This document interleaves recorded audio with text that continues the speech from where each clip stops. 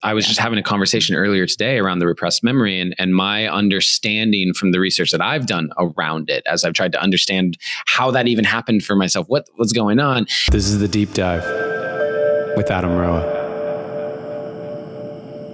What is alive, what's congruent, what I'm feeling is how I'm acting is what I'm speaking. Then we develop more of a trustful relationship, and we can develop more of a secure relationship. And from those evidence that we gain more and more and more, that can help to reprogram in our mind that it's not safe to be vulnerable, to speak our truth, to relax in a situation, to feel safe in a situation, to be ourselves.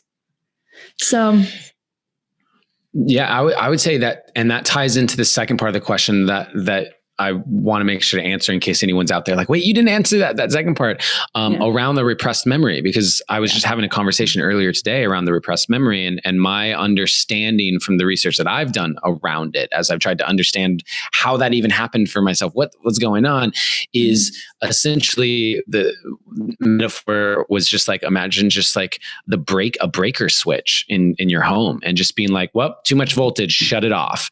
And at a later point, when the system goes, okay, we're now capable of handling this much voltage, that memory can start to come back in, and that might look like, and often looks like, when people start doing work on themselves in a lot of ways, because they develop self-regulation tools and techniques, and so that equips them better, or they start to develop friendships and people where they feel safe with those people, and so maybe that's what's coming up. But the unconscious has now gone, okay, we have enough pieces in place where this can start to come back.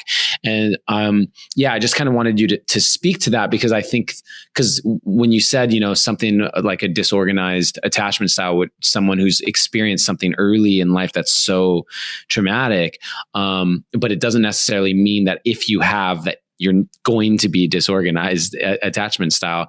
I just wanted you to that's where that question came from. And I'm curious if you wanted to speak to that at all for anyone who may have that. Yeah. And I can even use my own experience. I had something that happened early on that I had the memory throughout my childhood and teens, but it was never like in the forefront of my mind. It was always like percolating in the back until I had a client who was a perpetrator, and hearing his story after session activated all the floods of the visceral feelings and the images and everything coming back. And so, yes, the brain has an amazing ability of disassociation, or being able to, hide, quote unquote, hide that memory in our limbic system so that we don't have it, we don't access it. But what's interesting when we go through trauma is that the brain inputs all the pieces of the memory in pieces. So all the data is in pieces. So we might experience like a startle response, or we might experience nightmares or flashbacks, or, crawling out of our skin, or, all these other symptoms that aren't the full experience there. And those are signs that the brain is trying to process through something that got stuck in the past. And when we experience something like, I guess any of those symptoms, then that's when there's something in our environment, or something in our mind, or something that is related to that memory, that experience, that it is activating and pulling up that file in that exact moment.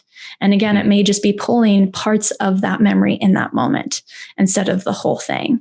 So I do EMDR work, which is eye movement desensitization and reprocessing, which is a more of a rapid processing experience to help your brain to be able to take all the data pieces and process it together so it can move through the brain and move through the body. I bring in a lot of somatic there too, so that by the end of a session, it neutralizes that memory and your brain isn't keep getting stuck on that.